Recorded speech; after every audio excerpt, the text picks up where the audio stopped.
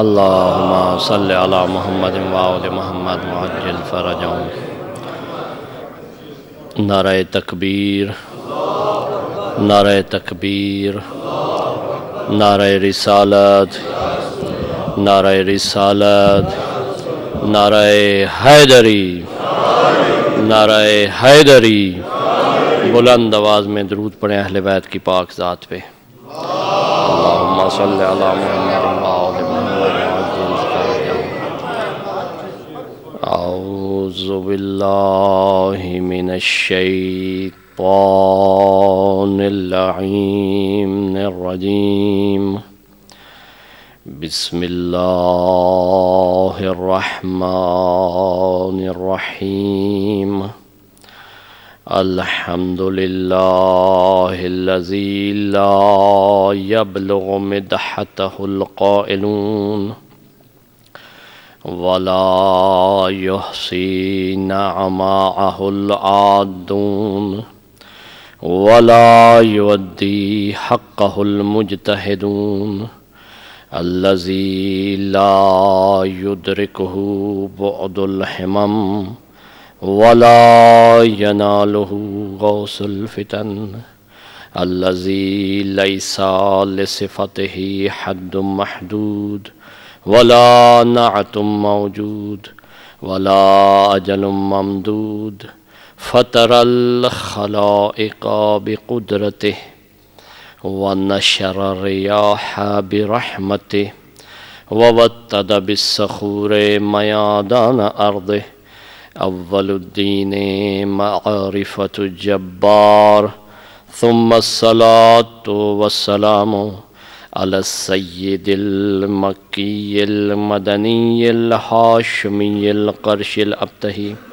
سیدنا و مولانا شفیع ذنوبنا و طبیب قلوبنا ابی القاسم محمد اللہم صلی علی محمد وآل محمد وعجل فرجہ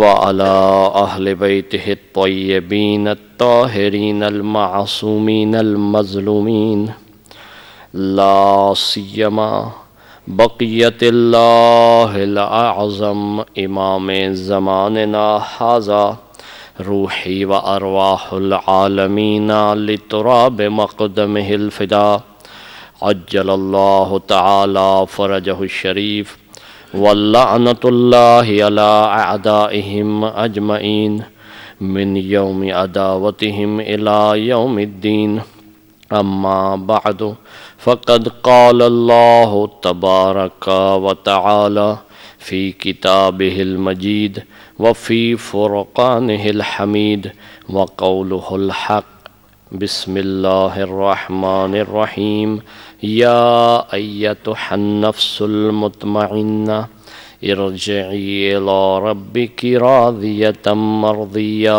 صلوات۔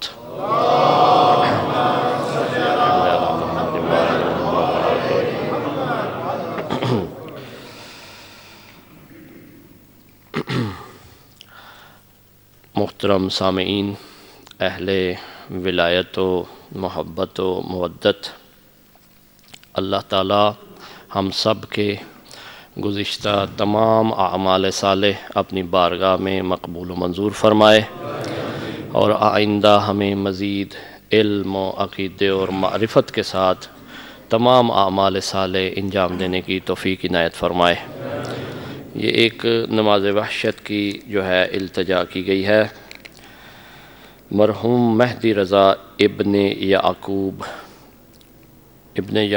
آگے پتہ نہیں علی ابن یعقوب علی، مہدی رضا ابن یعقوب علی، یہ آپ ذہن میں رکھیں۔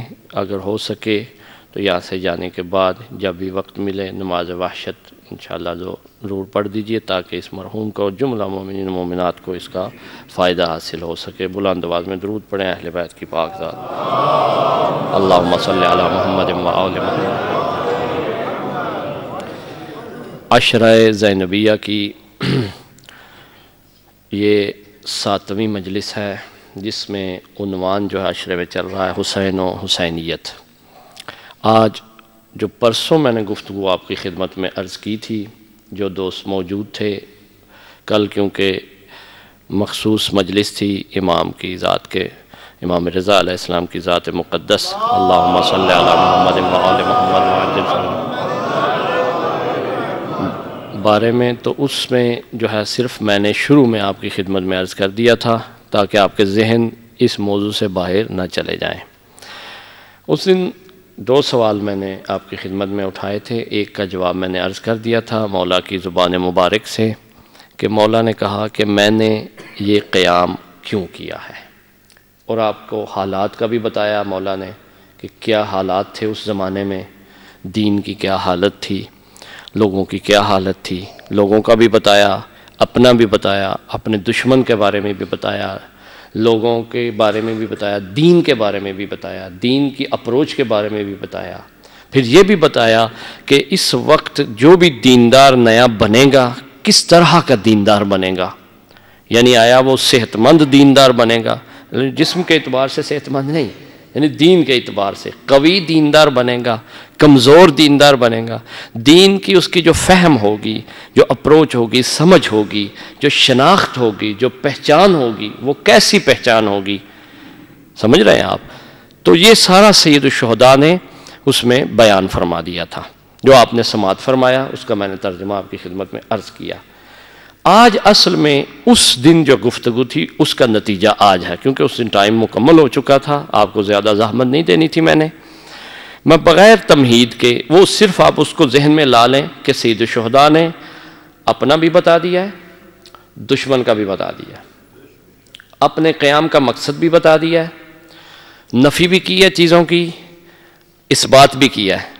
نفی میں کہا نہ شرارت کے لیے، نہ موج مستی کے لیے، نہ دنیا کے لیے، نہ ظاہری حکومت کے لیے، اور اثبات کس چیز کا کیا، ثابت کیا کیا کہ امر بالمعروف نہی عن المنکر، اپنے جد اور اپنے بابا کی سیرت پہ عمل کرنے کے لیے، یہ 4 چیزیں مولا نے اثبات کی ہیں۔ پھر حالات بتائے، وہ آپ کے ذہن میں آ گئی ساری، ایک دفعہ بلند آواز میں درود پڑھیں، جو بھولا ہوا وہ واپس آ جائے، اللہم صلی علی محمد محمد وعجل فرجہ۔ تو دیکھیے سوال بڑا اساسی ہے، بڑا بنیادی ہے، وہ آپ کے ذہن میں بھی ہے، آپ کے بچوں کے ذہن میں بھی ہے، خواتین کے بھی ذہن میں ہے، سب غور سے اسے سنیے گا۔ اگر میں آپ کو یہ سمجھا پایا تو میں سمجھوں گا کہ میں نے اس عشرے کا اپنی طرف سے کچھ نہ کچھ حق ادا کر دیا ہے، یہ میں یقین سے کہہ رہا ہوں کہ یہ جو مقصد تھا میرا اس عنوان کو لینے کا، وہ یہ بات تھی کہ سید الشہداء نے یہ جو قربانی دی ہے اس کا فائدہ کیا ہوا ہے۔ پہلا سوال گزر گیا اب کہ کیوں قیام کیا ہے، وہ مولا نے فرما دیا، اب فائدہ کیا ہوا اس کا۔ سوال کو تھوڑا سا کھولوں گا 2-4 منٹ میں۔ ہم دیکھتے ہیں کہ سید الشہداء نے کہا امر بالمعروف اور نہی عن المنکر کے لیے، امر بالمعروف سے مراد کیا ہے سید الشہداء کی؟ اس دن کچھ چیزوں کو میں نے منع کر دیا تھا کہ یہ مراد نہیں ہے، آپ پریشان بھی ہو گئے تھے کہ پھر کیا مراد ہے، کیونکہ ہماری اپروچ اتنی ہے، ہم اسی کو سمجھتے ہیں، سکت اتنی ہے۔ اب سید الشہداء کا یہ دیکھیں کہ اگر یہ ہو کہ امت کی اصلاح ہو جائے، جو مین ایک جملہ سید الشہداء نے فرمایا ہے، تو امت کی اصلاح اس سے زیادہ بگڑی ہوئی ہے اس وقت۔ دیکھا جائے نمازیں اس وقت زیادہ تھی، اب کم ہے، حج اس وقت زیادہ کرتے تھے، اب ہاں جمعیت زیادہ ہو گئی ہے، اس کے اعتبار سے دیکھا جائے تو پرسنٹیج کم ہے۔ اچھا، اس کے بعد آپ دیکھ لیں کہ جو دین فہمی تھی، جو ساری وہ باتیں تھیں، وہ کیا ہو گئی، اب کم ہو گئی، بلکہ آخر الزمان کی نشانیوں میں سے بھی ہے ایک کہ لوگوں کا دین جو ہے بڑا کمزور ہو جائے گا، مشکلات بڑھ جائیں گی۔ اس وقت میں اس دن بھی جملہ بول رہا تھا کہ برائیاں تھیں، فردی تھیں، شخصی تھیں، سسٹمیٹک نہیں تھی۔ یہ جو چھوٹی برائیاں جسے ہم کہتے ہیں سودی نظام ہو گیا، دوسرے مسائل ہو گئے، یہ اس طرح نہیں تھا جو اب چھا گیا ہے۔ تو ہم یہ سوچتے ہیں، ہمارے بچے یہ سوال کرتے ہیں، اور واقعاً سوال حق بنتا ہے اس سوال کا کہ سید الشہداء نے جو انجام دیا ہے اس کا پھر کیا فائدہ ہوا ہے۔ دوسری طرف اس کو لے جائیں، جو آپ سے اس دن برادر نے بھی مجھ سے جمعے والے دن سوال کیا تھا کہ کیسے دین بچا ہے۔ ہم کہتے ہیں حسین نے کیا کیا ہے؟ دین بچایا ہے. ایسا ہی ہے نا؟ اور واقعی درست ہم کہتے ہیں. یہ نہیں ہے کہ نعوذ باللہ ہم ایسا ہی کرتے ہیں، لیکن اس کی تشریح تفصیل کیا ہے وہ ہمیں معلوم ہو یا نہ ہو، ایک الگ کہانی ہے. وہ ہمارے عقیدے میں البتہ یہ بات موجود ہے، ہمارے احترام سے باہر نہیں ہے. لیکن آپ سے کوئی پوچھ لے کہ سید الشہداء نے کیسے دین بچایا ہے، تو آپ اس کو کیا جواب دیں گے؟ یہی شے، یہی جواب طے کرے گا میری اور آپ کی، میرے اور آپ کے جو اعمال ہیں وہ کیسے ہیں. یہ پھر میں جملہ ریپیٹ کر رہا ہوں کہ یہ جو جواب مجھے ملے گا، فرض کریں میں نے ایک جواب سوچ لیا، اسی کے مطابق میں زندگی گزاروں گا. صفحے پہ اعضاء پہ آنا جانا، بات کرنا، کسی سے معاملہ کرنا، کسی، سب کچھ اس پہ طے پائے گا. سمجھ لیں کہ مین ایک بنیاد ہے، بیس ہے کہ اگر یہ درست ہوئی تو بلڈنگ درست سیدھی بنتی چلی جائے گی، اگر یہ غلط ہوئی تو کہیں نہ کہیں آ کے وہ ٹیڑھی ہونا شروع ہو جائے گی. ہمارے ہاں جو نظریاتی اعتبار سے آپ دیکھتے ہیں کہ ایک کل اچھا بھلا آدمی تھا، آج اسے کیا ہو گیا ہے؟ ہر روز آپ دیکھتے ہیں کل اچھا بھلا تھا، آج دیکھا تو زبردست قسم کی کلین شیو ہے اس کی، اور اس نے جناب یہی بدل لیا اپنا. کیا انقلاب آ گیا ہے. ایک آدمی تھا، اس کو دیکھا اچھا بھلا مسجد میں یہ سب کچھ تھا، اگلے سال دیکھا تو وہ جو ہے وہ اور ہی کیفیات نظر آ رہی ہیں، حتیٰ کہ ترقی کرتا اس میں. اکثر آپ نے دیکھا ہے اور آپ گلہ بھی کرتے ہیں وہ فلاں کو کیا ہو گیا بھائی. اسی طرح نظریاتی اعتبار سے، اسی طرح نظریاتی اعتبار سے، اس کو تھوڑا میں واضح نہیں کر سکتا اتنا. نظریاتی اعتبار سے دیکھ لیں کہ کچھ افراد کل بہت نظریاتی تھے، لیکن اس وقت دیکھیں تو وہ کہتے ہیں میں دین سے بیزار ہوں. وہ ایسے ہی باتیں ہوتی ہیں یہ ساری. ہم نے دیکھا ہوگا کہ کل وہ بہت متحرک تھے، بہت خدمت گزار تھے، بہت انہوں نے بہت کچھ کیا ہے، لیکن آج دیکھتے ہیں وہ گھر میں بیٹھ جاتے ہیں، کہتے ہیں کہ میں یہ کچھ نہیں کروں گا، یہ میرے لیے سب بیکار ہے. میں نے دیکھے ہوئے سارے مولوی شولوی کیا ہوتے ہیں، میں نے سارے سسٹم دیکھے ہوئے ہیں. یعنی یہ کیوں ذہن بن جاتا ہے انسان کا؟ یہ اسی وجہ سے ہے.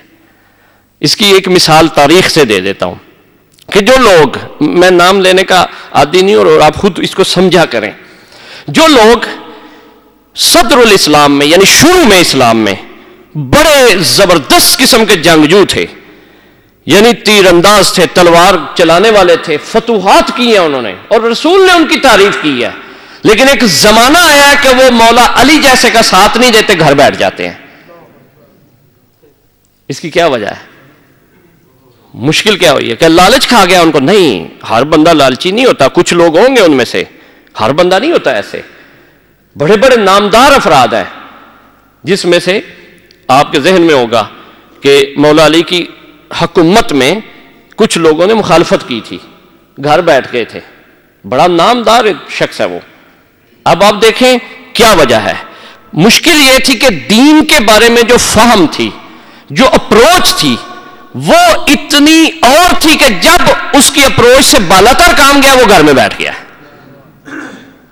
اس سے چھوڑ دیا، اس سے دست بردار ہو گیا دین سے. یاد رکھیں اپنی اپروچ، اس لیے آئمہ فرماتے ہیں کہ دین کے بارے میں اتنا عمق رکھو، اور مومن کی صفات میں سے آئمہ نے فرمایا ہے کہ اتنا عمیق اور گہرا نظر رکھتا ہے مومن کہ جب بھی کوئی دین پہ حملہ ہونے لگے یا اس پہ جو ہے اس کے افکار اور نظریات پہ حملہ ہونے لگے تو اس کا وہ باقاعدگی سے آرام سے دفاع کر لیتا ہے. وہ اس کے لیے پریشانی نہیں ہوتی، اس کے لیے مشکل نہیں ہوتی. کب مشکل نہیں ہوتی؟ کہ جب اس کے اندر مضبوطی ہو. میں اس کی فزیکل مثال دیتا ہوں. اگر خدا نہ کرے کسی کو کوئی زور سے مکہ مارے، خدا نہ کرے، تو وہ اگر طاقتور ہوگا تو اس کو کچھ بھی نہیں ہوگا، وہ اس کا جواب بھی دے سکے گا. اور اگر وہ کمزور ہوگا تو وہ گر جائے گا، ناتوان ہوگا، گر جائے گا، ڈر جائے گا. یہ یاد رکھیں، یہ منطق ہے، فطرت ہے، لہذا یہ ذہن میں رکھیں. اسی طرح دین کی اگر فہم اور دین کے بارے میں اپروچ، دین کے بارے میں سوچ، دین کے بارے میں شناخت، دین کے بارے میں معرفت، آئمہ کے بارے میں معرفت اگر مضبوط ہے، جو بھی حملہ ہوگا اس کو اثر نہیں کرے گا. وہ اس کا فکر نہیں بدلے گا، اس کا عمل نہیں بدلے گا، وہ تبدیل نہیں ہوگا اس میں. وہ دستبردار نہیں ہوگا، وہ گھر میں نہیں بیٹھے گا، وہ نظریے نہیں بدلے گا. اگر نظریے نہیں بدلے گا کہ آج اس کے ساتھ، آج اس کے ساتھ، آج اس کے ساتھ، نہ، مضبوط رہے گا. کہے گا کہ میں انہی ازوات مقدسہ کے ساتھ ہوں جس کا اللہ نے حکم دیا ہے، کہ جن کے ساتھ رہنے کا خدا نے حکم دیا ہے، میں انہی کے ساتھ ہوں. کبھی ادھر ادھر نہیں جائے گا. آپ تاریخ میں دیکھتے ہیں کہ کبھی مولا علی کے ساتھ، کبھی مولا علی کے سامنے. خود قاتل دیکھ لیں، ابن ملجم جو ہے وہ ایک زمانے میں مولا علی کے ساتھ تھا، ایک زمانے میں وہی تلوار جو ہے مولا کے سر میں جو ہے مارتا ہے، ضربت لگاتا ہے، شہید کرتا ہے مولا کو. اشہس کندی آپ جانتے ہیں. اس لیے بتا رہا ہوں کہ یہ کیوں تبدیلی ہے، یہ آپ سمجھ جائیں. یہ تبدیلی کا معیار جو ہے وہ دین شناسی ہے، اس کی دین فہمی ہے. اسی طرح کربلا کو جو جس طرح سمجھے گا، کیونکہ کربلا کل دین ہے، جزء دین نہیں ہے کربلا، یاد رکھیے گا. میں نے پہلی مجلس میں عرض کر دیا، سید الشہداء نے ہر کردار، ہر فرد، ہر کام، ہر امتحان اور ہر طریقے سے اور ہر زاویے سے، ہر اینگل سے یہاں پہ انجام دیا ہے. اتنا جامع ہے یہ واقعہ، تو لہذا اس کا اثر بھی اتنا ہوگا. اور جو جتنا اس کے بارے میں سمجھے گا اتنا ہی بلندتر چلا جائے گا، اور جتنا کم سمجھے گا اتنا پیچھے ہٹ جائے گا. اب ایک نظریہ، 3 نظریے 4 نظریے ہیں، اس میں سے 1-2 عرض کرتا ہوں بڑے بڑے. سب سے پہلے کچھ لوگوں کے ذہن میں یہ ہوتا ہے کہ سید الشہداء نے یہ قربانی مجبور ہو کے دی ہے. مثلا کہا جاتا ہے جو ہمارے زیادہ تر مصائب میں جملے بولے جاتے ہیں، البتہ وہ جملے مصائب کے، مظلومیت کے اپنی کا بجا ہے، وہ غلط نہیں ہوتے، لیکن اس سے جو مفہوم لیا جا رہا ہے وہ غلط لے لیتے ہیں بعض اوقات. مثلا سید الشہداء کو واقعاً پیاس کی حالت میں شہید کیا گیا ہے، واقعاً قلت نصرت تھی، واقعاً مظلومیت تھی، لیکن مجبور نہیں تھے. امام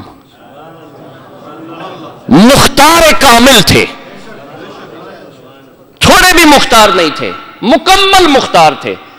اختیار تھا مولا کا، چاہے قربانی دے چاہے نہ دے، کیونکہ نہ اللہ کے مکتب میں جبر ہے، نہ اللہ جبر پسند کرتا ہے. اور سید الشہداء کے لیے میدان کھلا تھا کہ آپ پسند فرمائیں گے اس کو، سعادت کو. سید الشہداء نے کہا ہاں میں پسند فرماؤں گا. نانا سے وعدہ کیا، خدا سے وعدہ کیا اور اس کو پورا کیا. اب آپ دیکھیے، ایک نظریہ یہ ہے کہ سید الشہداء جا رہے تھے، گھر سے تشریف لے گئے، کبھی کوفے کی طرف جاتے ہیں، کبھی کربلا، ان کو گھیر کے دشمنوں نے کربلا میں لایا اور امام کی شہادت ہو گئی. ایک تحلیل یہ پیش کی جاتی ہے، یہ غلط ہے، بالکل جھوٹ ہے. یہ سید الشہداء ارادے سے، اختیار سے، پتا تھا میں نے کہاں کہاں رکنا ہے، کہاں کہاں جانا ہے، کیا کیا کہنا ہے اور کیا کیا کرنا ہے، اور کہاں کہاں کوئی شہید ہوگا. یہ سب سید الشہداء کو پتا تھا. بعض کہتے ہیں جی سید الشہداء نے کہا کہ تم میرے اوپر رحم کرو، تم مجھے انڈیا جانے دو، ہند کی طرف مجھے جانے دو، بارڈر پہ میں چلا جاتا ہوں. سید الشہداء نے حجت اتمام کرنے کے لیے کہا ہوگا، وہ بھی جو 1-2 قول ملتے ہیں، لیکن سید الشہداء کا ارادہ یہ نہیں تھا. انڈیا جانے کا، ہندوستان جانے کا ارادہ نہیں تھا، کیونکہ سید الشہداء کو پتا تھا کہ ایک زمانہ آئے گا انڈیا اور ہندوستان میں دین پھیل جائے گا، میرا وہاں پہ پہنچ جائے گا میرا پیغام. لہذا میرے لیے یہاں رہ کے اہم ہے جو میں نے یہاں امر بالمعروف کرنا ہے، کیونکہ یہاں کا امر بالمعروف ہے. اس وقت انڈیا میں امر بالمعروف کی ضرورت اس کی نہیں تھی. جو امر بالمعروف سید الشہداء کرنا چاہتے تھے وہ اس سرزمین پہ تھا جس پہ سید الشہداء موجود تھے، اور سرزمین پہ نہیں تھا. یہ ایسا نہیں ہو سکتا کہ امر بالمعروف کسی سرزمین کا ہو اور کرے کسی اور سرزمین پہ جا کے. یہ آپ یاد رکھیں. اس کے بعد دوسری بات توجہ فرمائیے، کچھ کہتے ہیں کہ دشمن نے بیعت مانگ لی تھی، سید الشہداء مجبور ہو گئے تھے، بیعت نہ کرنے کی وجہ سے امام شہید ہو گئے. یہ بھی تحلیل جو ہے ناقص ہے. ہاں بیعت اس نے مانگی ہے، اس میں کوئی شک نہیں ہے، لیکن وجہ یہ نہیں تھی سید الشہداء کی، کیونکہ امام وقت جو ہے وہ دشمن پہ عمل پہ اپنا عمل نہیں بناتا، خدا کے حکم سے اپنا عمل بناتا ہے.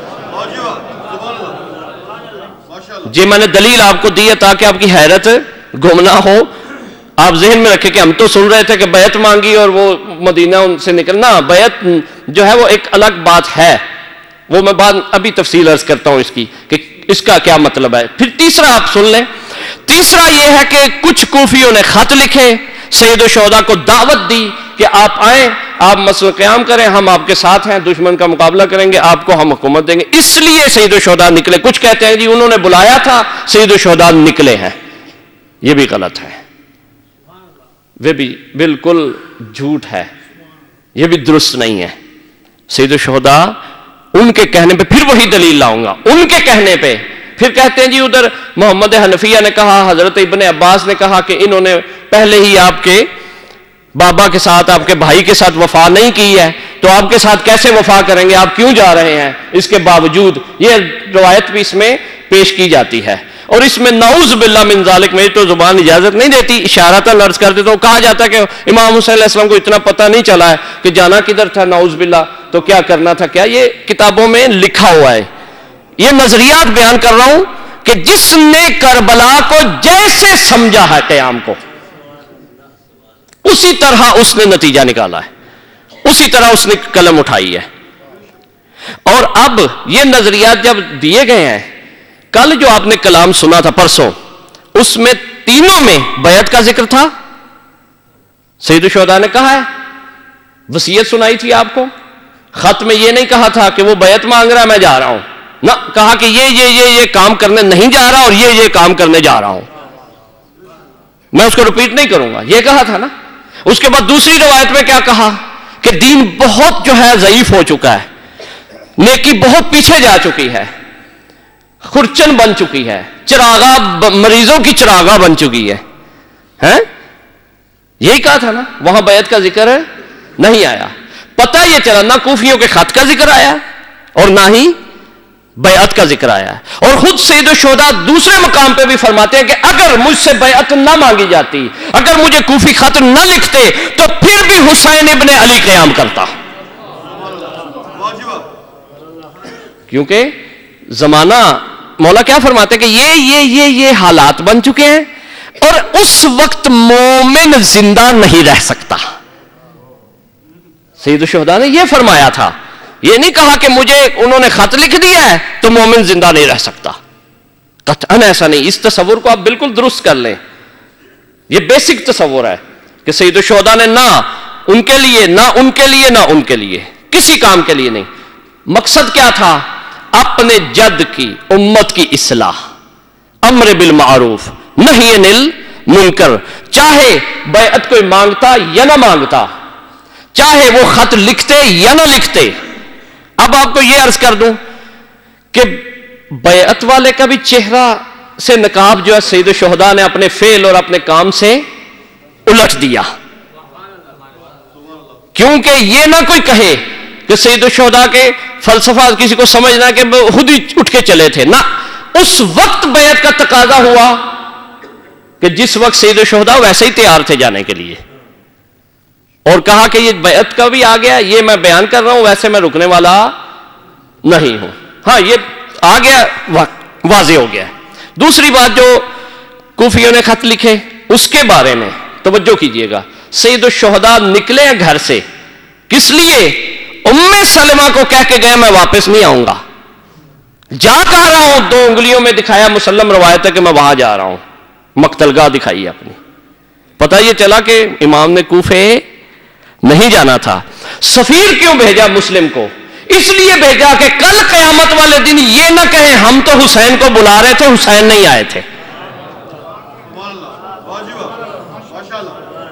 یعنی یہ نہ کہیں کہ ہم تو پکارتے رہے ہیں, امام نے ہماری مدد ہی نہیں کی, ہمیں سنا ہی نہیں ہے, ہمیں پوچھا ہی نہیں ہے, ہماری طرف دھیان ہی نہیں کیا. امام نے ان کے بھی چہرے سے نقاب الٹ دیا کہ ان کو کتنی حقیقت کا تھا اور وہ کیا چاہتے تھے.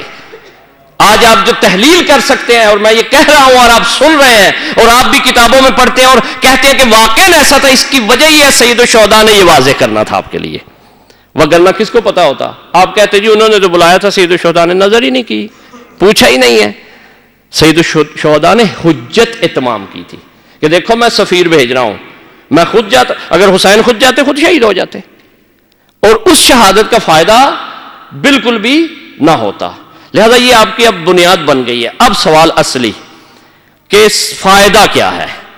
کیا سید الشہداء نے اصلاح کی ہے امت کی؟ کس بات کی اصلاح کی ہے؟ بلند آواز میں درود پڑھیں، آپ کی خدمت میں عرض کرتا ہوں.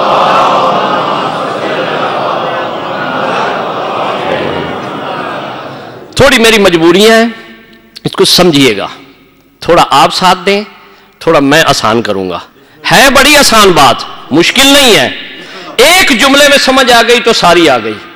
پھر 10 بھی بولوں شاید نہ سمجھ آئے، لیکن میں بولوں گا تاکہ ہر فکر کا انسان اس کو درک کر لے.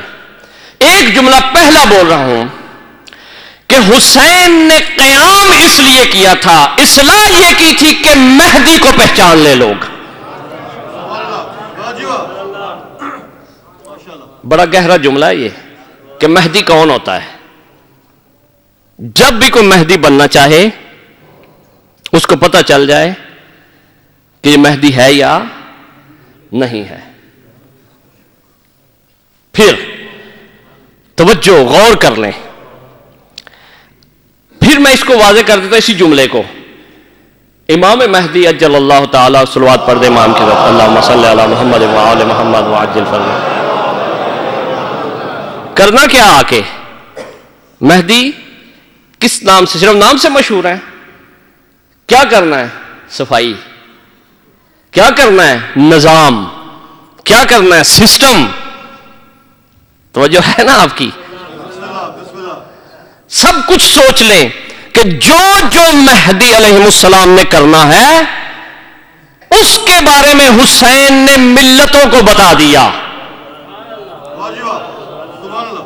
حسین نے نہیں بتایا نماز اس طرح ہے، نماز پڑھا کرو، روزہ رکھا کرو، حج کیا کرو. میں نے اس دن اس لیے منع کیا تھا، یہ نہ سوچا کرو. امر بالمعروف کیا حسین نے کیا ہے کہ لوگ مہدی کو بھول گئے تھے. مہدی کون ہوتا ہے؟ مہدی کیسا ہوتا ہے؟ مہدی کی کیا جو ہے وہ صفات ہیں؟ مہدی کس کو ہونا چاہیے؟ سمجھے آپ اس بات کو؟ کون ہو سکتا ہے مہدی؟ سے آپ 12ویں امام تصور نہ کریں. اس وقت 12ویں امام تصور نہ کریں. اگر اول سے آخر تک محمد ہے نا تو اسی طرح اول سے آخر تک مہدی و ہادی بھی ہے. سمجھ رہے ہیں؟ لہذا اگر کل کوئی آئے ذرا سوچتے رہیے گا، گھر بھی جا کے سوچئے گا کہ جواب یہ ہے کہ حسین مہدی کی پہچان بتانے آئے تھے. لوگوں کو ذہن میں مہدی کی پہچان ختم ہو چکی تھی، مریض ہو چکے تھے، آنکھیں بند ہو چکی تھی، منہ بند ہو چکے تھے، کان بند ہو چکے تھے. حسین نے کان بھی کھول دیے، حسین نے منہ بھی کھول دیے، حسین نے آنکھیں بھی کھول دی کہ دیکھو جہاں مہدی نظر آئے گا جو میں کہہ کے جا رہا ہوں ایسا مہدی ہوگا.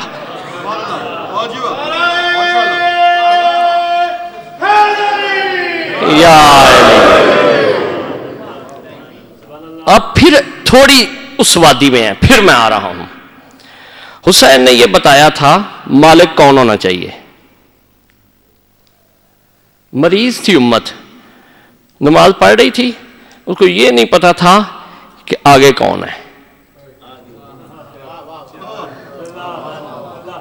حج کر رہی تھی، یہ نہیں پتا تھا حج کا مرکز و محور کیا ہے.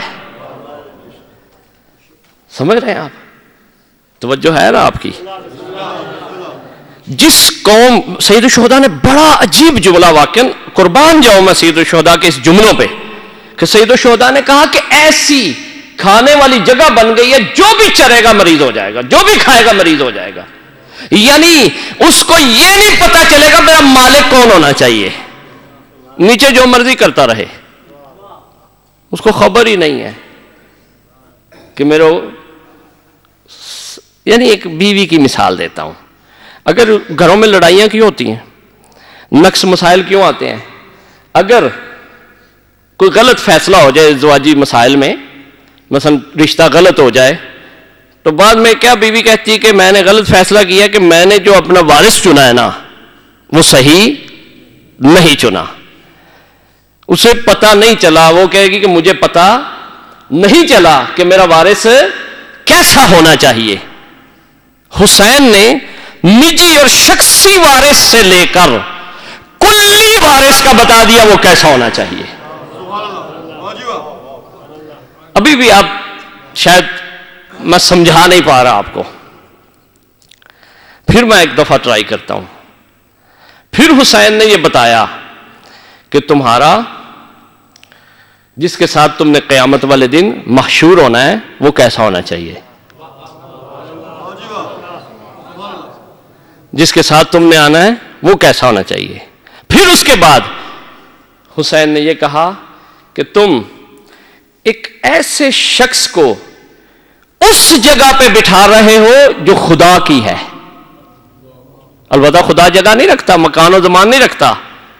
خدا کی سے مراد نہیں کہ خدا بیٹھتا ہے ادھر آ کے, نہ, یعنی حق کے خدا ہے کہ اس کے لیے نمائندہ بنائے. کسی کو اور کو حق, نماز خدا کی پڑھ رہے ہو, کعبے خدا کے گرد گھوم رہے ہو, زکاتیں دے رہے ہو, خمس سب کچھ کر رہے ہو, لیکن یہ نہیں پتا خدا جس کو جو حق دیا ہے یہ اس کا حق نہیں ہے. یہ اس کا حق نہیں ہے. تمہیں یہ پتہ نہیں چل رہا. خدا کو مان رہے ہو, لیکن کل جب قیامت والے دن جاؤ گے سینہ تان کے کہو کہ نمازیں بھی ہیں, روزے بھی ہیں, سب کچھ ہے, تو خدا کہے گا کہ جو میں نے حق دیا تھا کسی کو بیٹھنے کا جس جگہ پہ, وہ جگہ تمہیں پتہ نہیں چلا. تو نے کون سی نمازیں پڑھی ہیں, تو نے کون سے روزے رکھے ہیں, تو نے کون سے حج کیے ہیں. تمہیں تو یہی نہیں پتا تھا کہ تمہارے حج, نمازیں, روزے سب کچھ جو ہے وہ ذات کے لیے تھے, یا جنت کے لالچ کے لیے تھے, یا جہنم کے خوف کے لیے تھے. اور میں نے جو رکھا ہے کچھ اور ملا کے رکھا ہوا ہے, کوئی اور میزان رکھا ہوا ہے. کیونکہ خدا نعوذ باللہ کسی کو نفس پرست نہیں بناتا. یہ میں آپ کو بالا تر لے کے جا رہا ہوں. خدا یہ نہیں کہتا کہ تم, اس دن بھی میں نے عرض کیا تھا جہاد اوسط کا خدا نہیں کہتا, لیکن اپروچ کیونکہ ہماری کم ہوتی ہے, کہتے ہیں کہ اگر شروع سے ہی ایم اے میں تو نہیں جانا طالب علم نے, بلاخر اس نے سٹیجز کو طے کرنا ہے کہ پہلی سٹیج رکھی ہے یہ, دوسری رکھی ہے, تیسری, لانا آپ کو بہت اوپر ہے. خدا نے بہت اوپر لے کے جانا ہے. اس لیے یہ کہا کہ حسین ان کی آنکھیں بند ہو چکی, ان کو پتہ نہیں چل رہا کہ ہم نے کس کو وارث سمجھنا ہے. سمجھ گئے؟ یہ حسین کی قربانی ہے. کیا اصلاح کی کہ امتوں اور ملتوں کو وہ دماغ میں اور دل میں نور دے دیا کہ میں قیامت تک بتا کے جا رہا ہوں کہ وارث کیسا ہونا چاہیے. ہاں, وارث کیسا ہونا چاہیے. کون نہیں,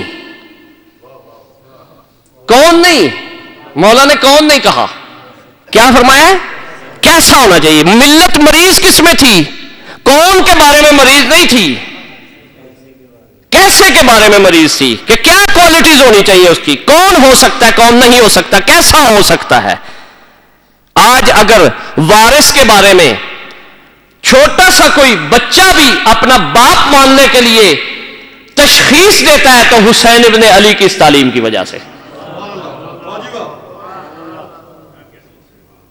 آپ بھی آج کل کام کرتے ہیں, جاب کرتے ہیں مختلف آفیسز میں, بعض اوقات آپ کی بنتی ہے, بعض اوقات آپ نہیں بنتی. اپنے رئیس کو کیوں نہیں ایکسپٹ کرتے آپ؟ کیونکہ آپ کے ذہن میں ایک معیار ہوتا ہے, رئیس کا معیار ہوتا ہے نا آپ کے ذہن میں. جب وہ آپ کے معیار پہ پورا نہیں اترتا تو آپ اس کو چھوڑ دیتے ہیں. ایسا ہی کرتے ہیں نا. یہی بات ہے کہ حسین ابن علی نے یہی بتا دیا ہے. یہ جو آپ میں آج اویئرنیس ہے نا کہ کیسا ہونا چاہیے ہمارا باس جو ہے, یہی بتا دیا ہے. توجہ رکھیے گا کہ یہی بتایا کہ جزئی شخصی طور پر اس سے لے کر کل کائنات کے لیے امام کیسا ہونا چاہیے, ہادی کیسا ہونا چاہیے. اور یہ لفظ میرے لیے مشکل ہے کہ وہ کیسے ہونے چاہیے جو آپ کے سرپرست ہوں, اولی الامر ہوں. اس سے زیادہ واضح نہیں کر سکتا. آج دیکھیں کہ آپ کوئی کہتا ہے جی فلاں اولی الامر کی تفسیر یہ ہے، اطیع اللہ و اطیع الرسول و اولی، آپ کو کہا جاتا ہے نا یہ ہے، تو آپ کیا فوراً مان لیتے ہیں؟ حسین نے جو اصلاح کی آپ کے دل میں فوراً جو دیوار آ جاتی ہے نا اولی الامر کے بارے میں، وہ حسین نے قائم کی ہے۔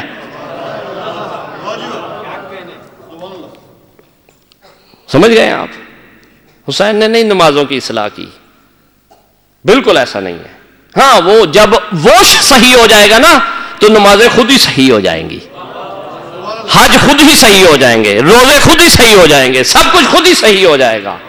اگر وہ صحیح نہ ہوا تو یہ سب کچھ خراب ہو جائے گا۔ یہ ذہن میں رکھیں۔ حسین ابن علی نے، میں نے اس دن اسی لیے لفظ استعمال کیا تھا ضمنی ہے، یہ کیا کہا تھا؟ ضمنی ہے، ضمن میں ہے، یہ اصل نہیں ہے، اصل کچھ اور ہے۔ اصل یہ ہے کہ جو اولی الامر کے بارے میں کسوٹی آپ کے دلوں میں آ چکی ہے وہ حسین ابن علی نے قائم کی ہے۔ یہ جملہ آپ ذہن میں رکھ لیں اب، کہ دلوں میں اولی الامر کے بارے میں جو کسوٹی ہے وہ سید الشہداء کی دی ہوئی ہے، وگرنہ کسی کو پتہ نہ چلتا کہ قرآن کی اس بہت بڑی، جس میں پورے قرآن کا حکم ہے، اس آیت کا کیا مطلب تھا۔ سید الشہداء نے اس کو بتایا ہے، اپنے عمل سے یہ اصلاح کی ہے۔ یعنی نانا کی امت کو نانا کے بعد اولی الامر کا پتہ نہیں چل رہا، اور اتنی مریض ہو گئی ہے مرض برداشت کر کر کے۔ سمجھیں، حسین ابن علی کا زمانہ ذہن میں لائیں کہ پہلے گزارا ہو سکتا تھا، ہو سکتا تھا، ہو سکتا تھا، صبر کر لیا، رسیاں گلوں میں برداشت کر لیں میرے بابا نے۔ سمجھے میں کیا کہہ رہا ہوں؟ پہنچے آپ اس پہ، اور اس کے بعد کہا کہ اب اتنی مریض ہو چکی ہے، پہلے شخص مریض تھے، اب چراغاں مریض ہے۔ پہلے شخص مریض تھے، کچھ وائرس لگے تھے کسی کسی کو، آنکھیں کھلی ہوئی تھیں، کچھ زندہ تھے، رمق تھی، تو بابا نے کسی اور طرح عمل کیا، بھائی نے کسی اور طرح عمل کیا۔ یہاں یہ بھی جواب آپ کو مل جائے گا کیوں فرق ہے۔ اور جب دیکھا سید الشہداء نے کہ اب کیا ہوا ہے، اب گنجائش نہیں رہی، اب وہ جگہ بن چکی ہے، اب کوئی آنکھ نہیں کھل سکتی، جو کھائے گا اندھا ہوگا، جو دل لے گا اندھا، جو سیرت لے گا اندھا ہو جائے گا۔ لہذا کہا کہ میں آنکھیں کھولوں گا اب ان کی، اب میں قربانی دوں گا، اب میں اپنے آپ کو قربان کروں گا، اپنے بچوں کو قربان کروں گا، اپنا سب کچھ قربان کر دوں گا، میں اب دریغ نہیں کروں گا، اب میں رکوں گا نہیں، اب میں دیر نہیں کروں گا۔ اس لیے سید الشہداء نے کہا کہ اصلاح ہو گئی امت کی۔ اور آج تو تمام جو آپ پاکستان کی بات کرتے ہیں، تھوڑی بہت اویئرنس رکھتے ہیں نا کہ کس کو ہونا چاہیے، یہ جو آپ کو کہا جاتا ہے یہ پرچی اپنی طرف سے ڈال دو، باقی ہم ہی بتائیں گے کیا ہوتا ہے۔ کیا خیال ہے؟ یہ اویئرنس جو ہے یہ سید الشہداء نے دی ہے کہ اس صندوق میں پرچی جانی ہے یا اس میں جانی ہے، یہ سید الشہداء نے بتایا۔ سمجھیں اس کو ڈیپلی، یہ اصلاح کی ہے سید الشہداء نے، ملتوں کی، امتوں کی، ملتوں اور امتوں کا راہ معین کیا ہے کہ تمہارا راہ کیا ہے، تم نے کہاں سعادت مند ہونا ہے، اور کہاں تم نے سب کچھ کر کے، نمازیں روزے سب کچھ کر کے برباد ہو جانا ہے۔ سمجھ رہے ہیں آپ؟ یہ سید الشہداء نے اصلاح کی تھی۔ امام کس کو ماننا ہے، ہادی کس کو ماننا ہے، مہدی کس کو ماننا ہے، وارث کس کو ماننا ہے۔ آج اس لیے آپ میں طاقت موجود ہے، آپ جب بھی بات آتی ہے تو فوراً فیصلہ کر لیتے ہیں۔ یہ آج فیصلے کی طاقت جو آپ کو بخشی ہے، یہ سید الشہداء نے بخشی ہے، وگرنہ معاشرے کے پاس کوئی طاقت نہ ہوتی۔ آپ آج صف اعزاء پہ بیٹھے ہیں، بہت سے لوگ جو ہے رنگ رلیاں منا رہے ہیں، کیوں؟ یہی وجہ ہے کہ سید الشہداء نے یہ قربانی جو دی ہے تاکہ پتہ چل جائے اہمیت کا۔ واقعاً یہ آپ کی سعادت ہے، خدا کی قسم۔ آپ شکر کیا کریں بلکہ ایک بہت بڑے حکیم اس زمانے کے، اس دور کے جو گزرے ہیں، جنہوں نے بہت کام کیا ہے، عظیم انسان ہے جس کے بارے میں ہر فرد کہتا ہے کہ ایسے افراد آنے چاہیے، بہت بڑا حکیم بزرگ انسان، اس کے بارے میں وہ کہتا ہے کہ اگر میں ساری زندگی سجدے میں پڑا رہوں اور شکر کرتا رہوں کہ مجھے سید الشہداء کی ذات مل گئی ہے تو میرا سجدہ کم ہے۔ کون کہہ رہا ہے؟ بہت بڑا انسان ہے، سید الشہداء کی محنتوں کا نتیجہ ہے وہ، اس زمانے میں ثمرہ ہے، اس زمانے میں، جس کے بارے میں واقعاً حسینی ہے، جو حقیقتاً حسینی ہے۔ حسین ابن علی نے لکیر کھینچ دی، ایک خط کھینچ دیا جس کو کہتے ہیں خط فاصل، یعنی وہ خط جو فیصلہ کرنے والا ہے۔ کون سی اصلاح کی امت کی کہ وہ خط کھینچ دیا ذہن میں کہ اس طرف دشمن حسین، اس طرف حسینی، یہ خط جو کھینچا ہے۔ اب اس کا فائدہ کیا ہوا ہے؟ آپ کہیں گے آپ کا سوال تو باقی رہ گیا ہے، ملتوں امتوں کی کوئی اصلاح تو نہیں ہوئی؟ سوچئے ذرا اب کیا فائدہ ہوا ہے؟ فائدہ یہ ہوا ہے کہ اب اویئرنس موجود ہے، اب آپ کے پاس وہ نور موجود ہے، بعض اوقات کوئی اس پہ عمل کر لے تو دنیا نورانی کر دیتا ہے۔ جس کے دماغ میں آ جائے جہاں چنگاری پھوٹ جائے، جہاں چنگاری نور نکل آئے وہاں نور ہو جاتا ہے۔ یہ جو ہمیں کہا جاتا ہے کہ یہ مجلس کرنا، ماتم کرنا، یہ بنانا، شبیہ بنانا، یہ سب جو ہے وہ بدعت ہے، گناہ ہے، فلان ہے، چھوٹے چھوٹے لوگ لگائے جاتے ہیں اس کے پیچھے، یہ سب باتیں ہیں۔ اصل کیا ہے؟ یہ افراد کو درگیر کرنے کے لیے آپس میں ایک بنایا جاتا ہے طریقہ کہ بحثنا شروع کر دیں یہ، تاکہ اس نور سے، اس اویئرنس سے جو سید الشہداء نے نورانی کیا دماغوں اور دلوں کو، اس میں سے آ کے اس بحث میں پڑ جائے کہ یہ جائز ہے، یہ ناجائز ہے، یہ ماتم کرنا صحیح ہے یا نہیں ہے، سب عبادت ہے ایک جملے میں۔ اب اس کے بالا تر چلو کہ وہ نور کون سا ہے جو دماغوں کو روشن کیا سید الشہداء نے۔ اصل کیا ہے کہ یہ نہیں کہ بدعت ہے، ان کی بحث یہ ہے ہی نہیں ہے، یہ میں آپ کو بتا رہا ہوں آج، اور باقاعدہ بتا رہا ہوں کہ یہ بحث نہیں ہے کہ یہ بدعت ہے۔ بدعت کو لاکھوں اور بھی بدعت حرام کر رہے ہیں، گناہ کر رہے ہیں، ان کو کیوں نہیں کہا جاتا؟ اس سے بڑے بڑے کام ہو رہے ہیں، آپ میڈیا پہ دیکھ رہے ہیں، سب جو اخبار آ رہے ہیں پوری دنیا میں ہو رہے ہیں، اس پہ کیوں نہیں کہا جاتا؟ جو کہ مسلم حرام ہے، اس میں تو اختلاف ہے نا، یہی ہے نا۔ اور اس کو کہا گیا بدعت ہے، فرض کریں چھوٹی موٹی ہوگی، کیا ہوگا؟ اب آپ دیکھیں کہ کیا وجہ کیا ہے؟ وجہ یہ ہے کہ اگر یہ کہا جائے گا تو یہ درگیر ہو جائیں گے، اور اگر یہ نہ کہا جائے گا تو وہ نور جو حسین ابن علی نے دیا ہے وہ ان کے دماغ میں روشن ہو جائے گا دوبارہ۔ سمجھ گئے نا آپ؟ اصل وجہ یہ ہے، اور جب وہ روشن ہو جائے گا تو پھر کیا ہوگا؟ ایسے ایسے شاہکار سامنے آئیں گے کہ پھر ہم اس کو کنٹرول نہیں کر سکیں گے، اس مسائل کو ہم روک نہیں سکیں گے۔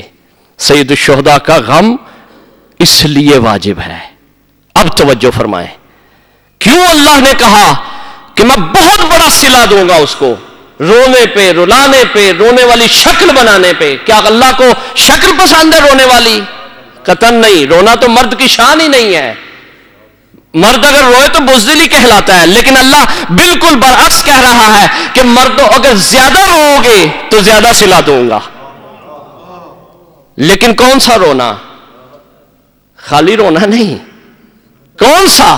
کہ جو سید الشہداء کے درد کو تمہارے دل میں ایجاد کر دے، کیونکہ رو گے اس ذات کو، رلاؤ گے یا شکل بناؤ گے تو تم اپنے دل میں وہ نور جس کے لیے سید الشہداء نے قربانی دی تھی تمہارے اندر چمک جائے گا۔ اور کہا جاتا ہے یہ رونا بدعت ہے، اسی لیے تاکہ یہ روئے ہی نہ. جب روئے گا نہیں تو نور کہاں سے آئے گا؟ کیونکہ یاد رکھیں انسان مستی میں جب ہوتا ہے کہ اس کو سنجیدگی کی بات سمجھ.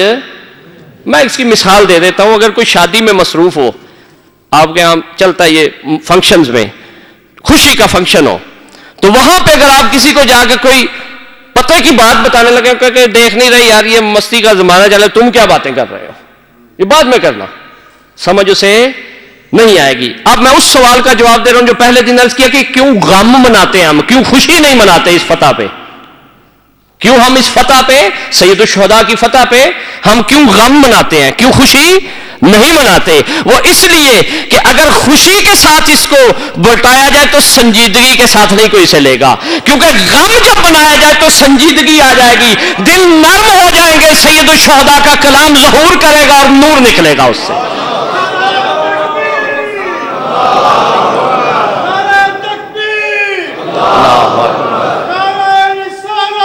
یا رسول اللہ, یا رسول اللہ,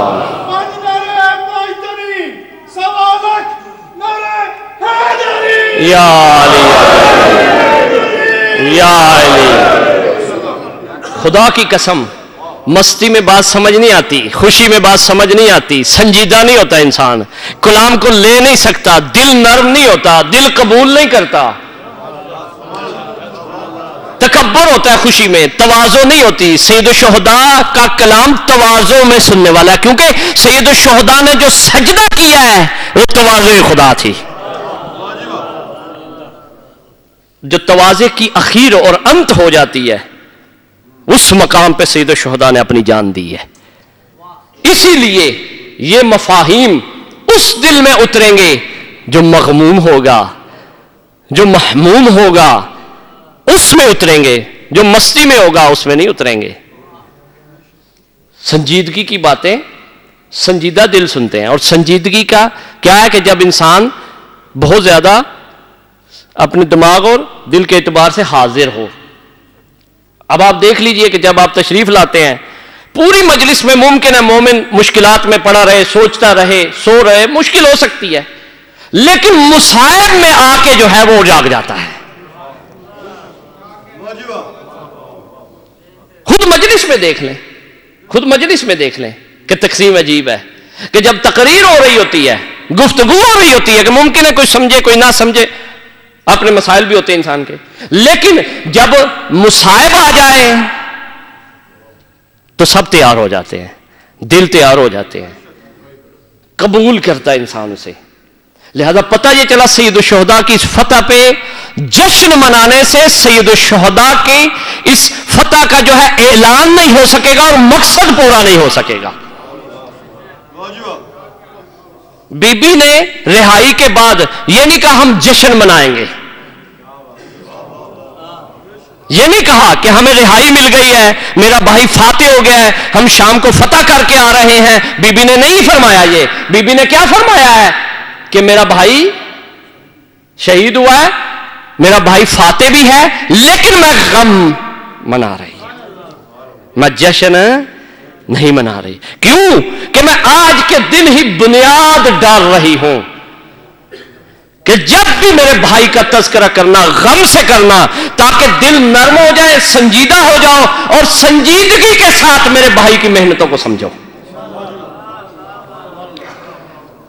اور سید الشہداء نے بھی ایک سوال اور, کہ سید الشہداء نے بھی, میں نے عرض کیا تھا سوال آپ کی خدمت کہ کیوں ایسے کیا, اگر حبیب کو بھی اشارہ کرتے تو نقشہ پلٹ دیتے. عباس کی تو ضرورت ہی نہیں تھی کہ ان کو حکم کرتے, لیکن سید الشہداء نے ایسا نہیں کیا, بڑی مظلومیت کے ساتھ پیاس کاٹ کے عطا ٹھوکر مارتے کئی چشمے آ جاتے, فرات چل کے آ جاتا, لیکن نہیں کیا ایسے. اس لیے کہ اگر کوئی دیکھے گا کہ حسین نے آسائش میں یہ سب کچھ کیا ہے, بڑی آسانی سے کیا ہے, تو کہہ سکتا ہے کہ کیا ہوگا, لیکن پانی جیسی نعمت کو بھی پیچھے کر کے کیا ہے, تو سمجھ جائے کہ جب مشکلیں آئیں تو دین سے دستبردار نہ ہو جانا.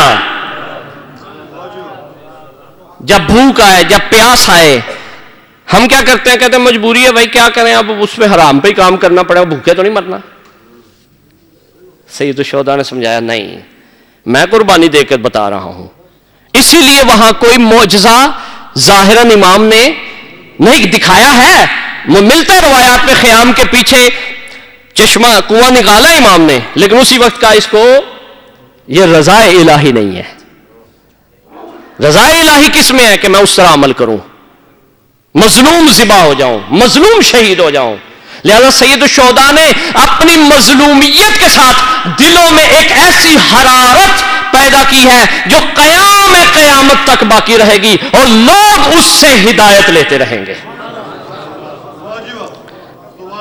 توجہ فرمائیے آپ نے، اس لیے سید الشہداء نے اس کو بدر کی طرح تمام نہیں کیا، خندق کی طرح تمام نہیں کیا، اس کے ساتھ خیبر کی طرح تمام نہیں کیا، کر سکتے تھے، انہی کے بابا تھے، خود سید الشہداء اس میں موجود تھے، لیکن کیسے تمام کیا ہے کہ کوئی جنگ ایسی ہوئی ہی نہیں ہے، اور فتح بھی ہے، اور فتح بھی عجیب فتح ہے، اسی لیے آپ اس پہ جشن نہیں مناتے، کیونکہ سید الشہداء نے بڑی اچھے انداز سے اسے انجام دیے۔ یہ سوال جو چھوٹے چھوٹے تھے آپ کے ذہن میں کلیئر امید کرتا ہوں ہو گئے ہوں گے، مزید آپ مجھ سے پوچھ سکتے ہیں، کیونکہ کچھ وقت کی کمی، کچھ حالات کے مسائل کے، اور پھر جو ہے اپروچ مختلف ہیں، جو میری سکت میں تھا میں نے آپ کو بیان کر دیا۔ یہ ذہن میں رکھیں کہ اس سے زیادہ آپ کا کام ہے، آپ کو میں نے ہنٹس دیے ہیں، صرف مین چیزیں دی ہیں، آپ کا کام ہے مطالعہ کریں سید الشہداء کے وجود مقدس کے بارے میں، مطالعہ کریں سید الشہداء کی سیرت کے بارے میں، خوب مطالعہ کریں۔ ایک کتاب اردو میں بتا رہا ہوں جو میری نظر سے گزری ہے، اس کو ضرور پڑھیں، خوب پڑھیں، ایسے نہیں پڑھیں، ناول کی طرح نہیں پڑھیں، اس کو سمجھ کے پڑھیں، جب فریش ہو اس وقت پڑھیں، بے شک 10 دن بعد پڑھیں، 5 دن بعد پڑھیں، 2 صفحے پڑھیں، 1 صفحہ پڑھیں۔ اس کا نام ہے خطبات امام حسین علیہ السلام، اردو میں کتاب موجود ہے، یہ آپ کو کراچی سے یا انڈیا سے مل جائے گی۔ خطبات صادق نجمی رائٹر ہیں ان کے، کون؟ صادق نجمی، اگر میں اشتباہ نہ کروں کیونکہ کافی سال پہلے میں نے یہ دیکھی تھی۔ اردو میں ترجمہ جو کیا گیا ہے وہ کسی ڈاکٹر صاحب نے کیا، میرے ذہن میں مترجم کا نام نہیں ہے۔ یہ کتاب آپ ضرور پڑھیں اگر واقعا سید الشہداء کے دل کو جاننا چاہتے ہیں آپ کہ کیا چاہتے تھے سید الشہداء۔ لہذا عزیزان محترم، زیادہ آپ کو تنگ نہیں کروں گا اس سے، خدا قسم جس طرح سید الشہداء نے اس امر کے لیے ہر وہ کام کر دکھایا جو کوئی عام نبی و مرسل نہیں کر سکا، ہر وہ کام کیا سید الشہداء نے۔ میں نے خود تحقیق کی ہے، سارے نبیوں پہ جو امتحان گزرے ہیں، سارے نبیوں پہ رسول کے علاوہ، وہ اکیلی زینب پہ گزرے ہیں۔ خدا کی قسم میں تحقیق سے یہ جملہ کہہ رہا ہوں۔ آدم پہ جو امتحان گزرے ہیں وہ اکیلی زینب پہ گزرے ہیں، نوح پہ جو امتحان گزرے ہیں اکیلی زینب پہ گزرے ہیں، ابراہیم پہ جو امتحان گزرے ہیں اکیلی زینب پہ۔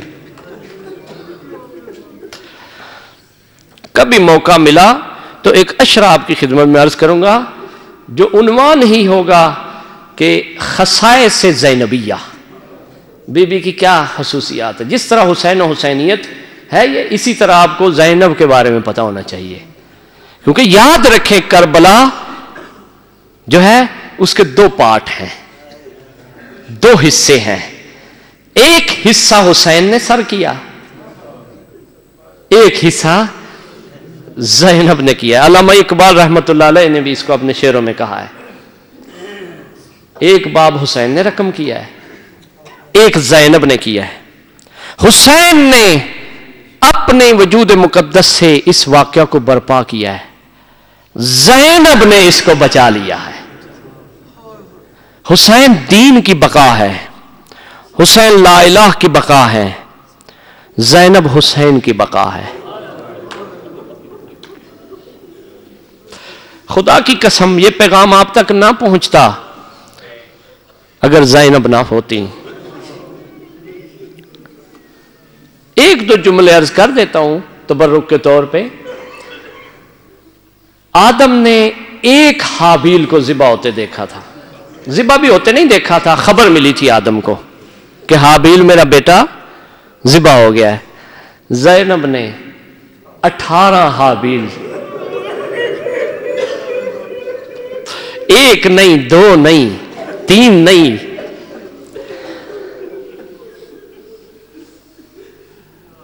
ابراہیم کا بھی امتحان دیکھ لیں، پٹی بھی باندھی تھی آنکھوں پہ، لیکن زینب دیکھ رہی تھی کہ حسین کیسے علی اکبر کی برچھی نکال رہا ہے.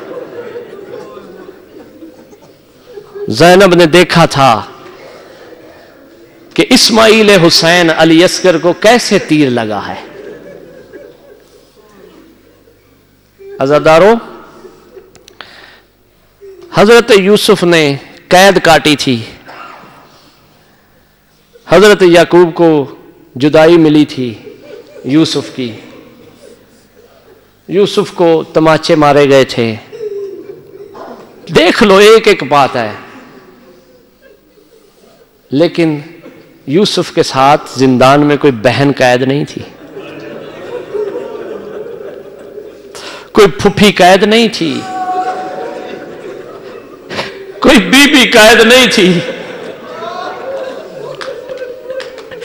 دوست کہتے ہیں کہ سخت مصائب پڑھتا ہوں، اللہ کی قسم کتابوں میں اس سے بہت زیادہ موجود ہے، میں تو پڑھتا ہی کچھ نہیں ہوں. خود اہل بیت فرماتے ہیں کہ اگر تمہیں پتہ چل جائے نا ہم پہ کیا گزری تھی کربلا میں، تمہارے جگر پھٹ جائے. اہل بیت کہتے ہیں کہ اگر پہاڑ پہ یہ ظلم ہوتے تو شاید پہاڑ اپنی جگہوں پہ نہ رہ سکتے. اجرکم اللہ. ایک ایک امتحان دیا ہے زینب نے. سارے نبیوں نے جو امتحان دیے ہیں گنوا گنوا کے زینب نے دیے ہیں. عزاداروں، تھوڑا سا پڑھوں گا، 2-4 منٹ کی زحمت ہے. زینب جب پہنچی ہے نا شام کے بازار میں، امام سجاد سے کسی نے پوچھا تھا کہ مولا مجھے بتائیں کہ آپ خون کیوں روتے ہیں یا زیادہ بکا کیوں کرتے ہیں، کیوں اتنا روتے ہیں. ایک سوال یہ کیا تھا سائل نے، مولا آپ کی داڑھی 25-26 سال کی عمر میں سفید کیسے ہو گئی ہے. مولا نے جو جواب دیا نا روایتوں میں ملتا ہے، مولا فرماتے ہیں جب میں نے زینب کو بازار میں دیکھا ہے نا،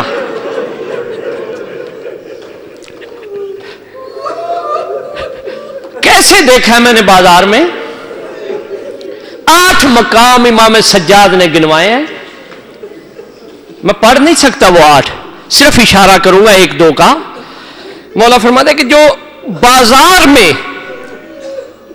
یہ حالت تھی زینب کی کہ زنجیریں تھی گلے میں. امام زمانہ نے زیارت ناہیہ میں بھی یہ جملہ فرمایا ہے کہ میرا سلام ہو ان دادیوں پر کہ جن کو لوہے کی زنجیریں پہنائی گئی تھی. آزادارو، روایت ہے داڑھی سفید امام کی ہوئی ہے بازار کی وجہ سے. زینب کو جب بازار میں دیکھا کیسے ہے، 13 گلے ہیں، ان میں ایک زنجیر بندھی ہوئی ہے. روایت ملتی ہے کہ یہ زنجیر ایک شخص تھا جس کا نام تھا زجر بن قیس. روایت میں اس کا نام ہے زجر بن قیس. اس کے ہاتھ میں دی ہوئی تھی. وہ ان بیبیوں کو جب ضرورت پڑتی تھی تھوڑے وقفے کے بعد، میں نے تھوڑا کہہ دیا ہے، مومنوں کے دل نازک ہیں. تاریخ میں یہ بھی ملتا ہے کہ 72 اذانیں زینب نے ایک جگہ سنی ہے.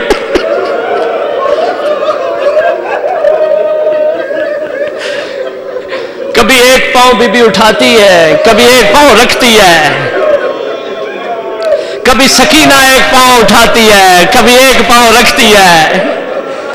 عزادارو، امام فرمایا ایک وقت آیا کہ زجر بن قیس کو حکم ملا کہ قافلے کو آگے چلاؤ، اس نے ملعون نے زبان سے نہیں کہا، زنجیر کو کھینچا ہے، جس زنجیر میں 13 گلے بنے ہوں اور چھوٹے بھی ہوں اور بڑے بھی ہوں، جملہ ہے خرت مغشیتن بوجہہا، زینب منہ کے بل بازار میں، شام کے بازار میں آئی، زینب کا چہرہ جب شام کی سرزمین میں لگا، آواز دے کے کہا عباس بھیا آؤ دیکھو زینب پہ کیا گزر رہی ہے۔